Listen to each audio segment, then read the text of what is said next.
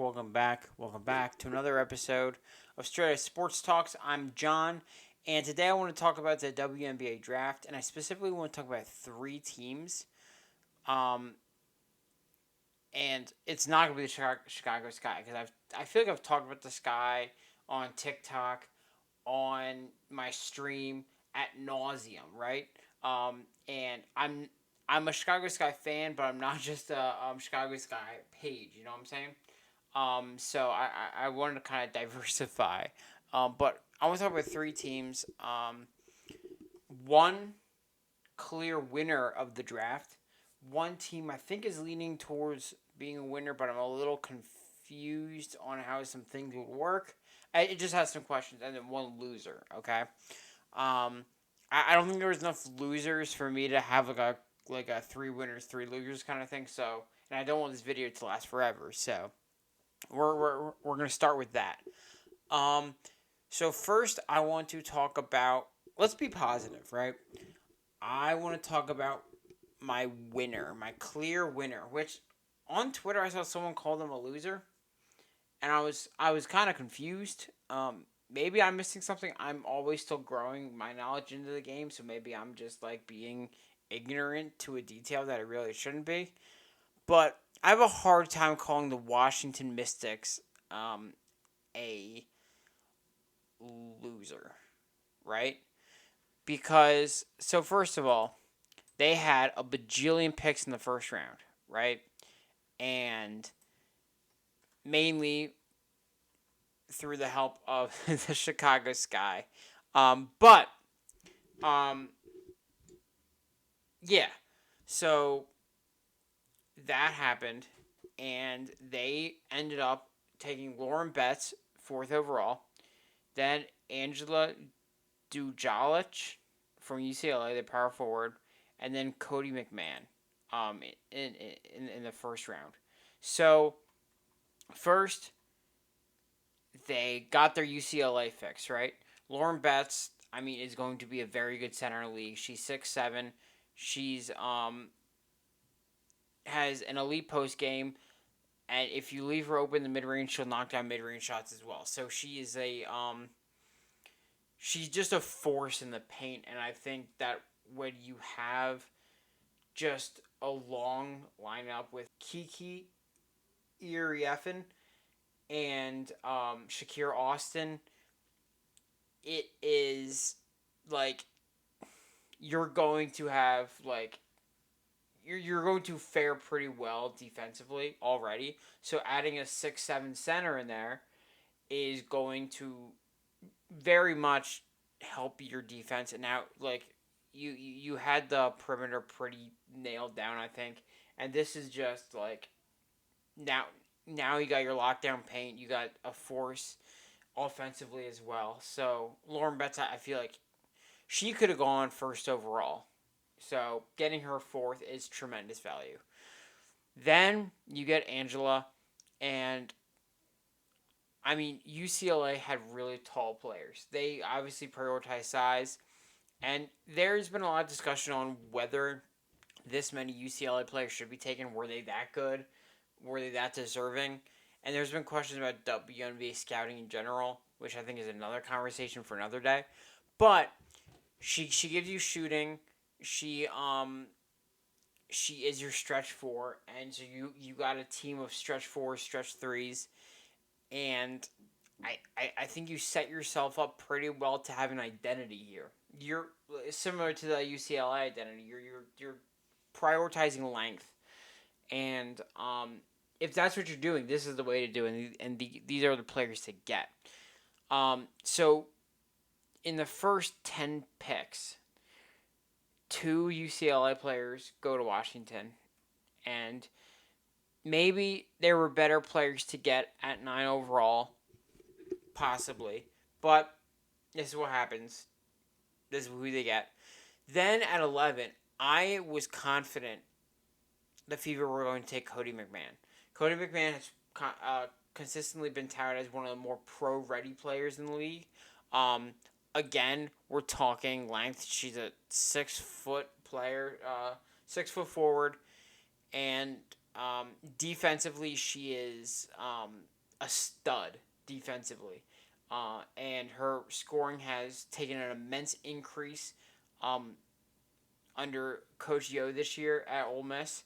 So she's just become more of a complete player who's, I mean, at the very least, you're going to have a defensive menace. And I think you always want that on your team. So for Cody McMahon to fall to 11, I think could be a steal of the draft. So Washington not only gets three solid players in the first round, three great to solid players in the first round, but you also establish an identity of, okay, we're going to prioritize defensive integrity and length, and we are going to get the best players you can get in that market. And that's what they did. And then if you go to the second round, where they picked up uh, Cassandra Prosper, a 6'3" shooting guard out of Notre Dame, you're just like doubling down. It's like, yeah, our shooting guard is gonna be taller than a small forward too, and yeah, a 6'3" shooting guard that's not great at shooting isn't like, doesn't scream like amazing, but it's like maybe you don't play her as a shooting guard, maybe you play her in the 4, maybe play her in the 3, but it's like she made a Notre Dame team very good. She was a key part of that team. So it's like you have a talent, and who knows if your second round pick is gonna make the team. But I don't think it's a bad pickup, um, at all. And Dariana Littlepage Bugs, I don't know much about, so I'm not gonna say too much about her. Um, but another over 6 foot player, which I mean, again, identity. Was the name of the game here. And then Rory Harmon. Rory Harmon from Texas in the third round. I really like Rory Harmon. I think she's been tremendously underrated in college. So you finally have your player under 6 feet in the draft, and I think this is a player that could turn some heads. So I think Washington overall, maybe there were some questions on who they took where, but the crop of talent you're getting, I think, is undeniable that it's going to make an impact, and you're kind of already establishing an identity on a team that you kind of want to compete pretty soon. So let me go now to losers, and I'll go to a team I think are winners, but I'm just a bit confuzzled about. And so for first, the loser is the Golden State Valkyries. All right, and let me pull the details of this trade. Um, just so I'm right on the facts. So I was watching the draft, and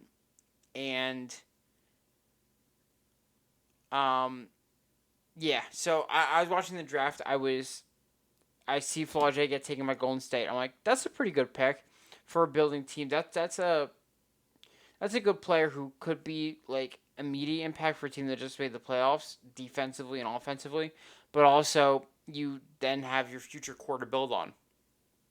And then the Seattle Storm take Marta Suarez, and we're like, okay, interesting pick for Seattle, but sure. And then Portland's pick is up, but they announce a trade.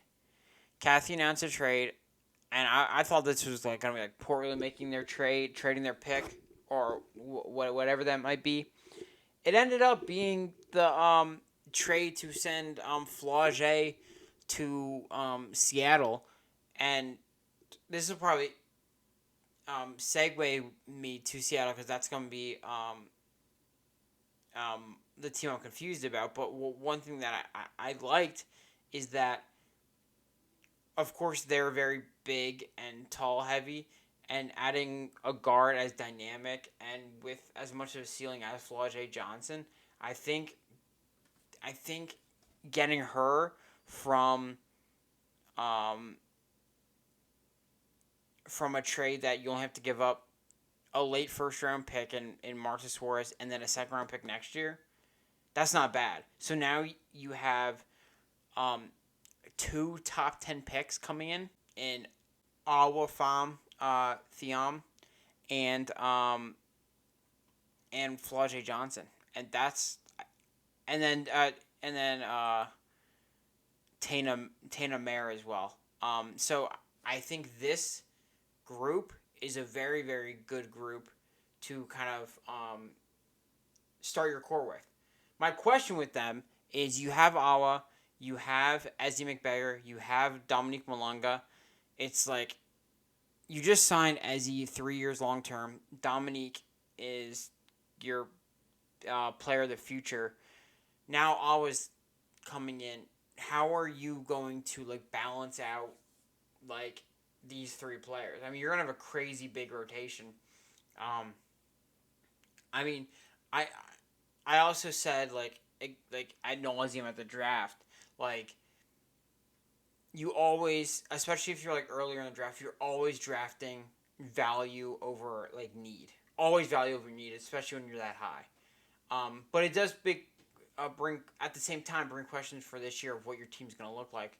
A team that really had very little guard play.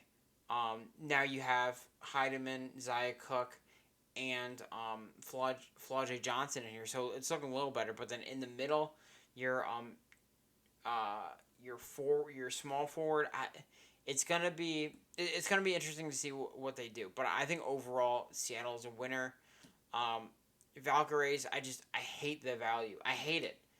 Marta might be a very good player, but is she worth giving up Flau'jae Johnson for, or maybe taking someone else earlier? I don't think so. And the only additional asset was a second overall pick, so it's essentially like a swap, and it's terrible. It's terrible to me. And then there's of course the idea of I don't even want to get into that because there's so much nuance, but it's a head scratcher, man. Maybe it'll make sense one day, but it doesn't make sense today. So I appreciate you guys watching. Let me know what you think of the draft. Who's your winners and losers?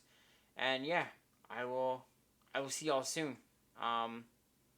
Stay tuned for Dorm Talks. Subscribe to the subscribe. Follow the TikTok. I've been pretty active on there with the latest news updates. And yeah, we'll see y'all.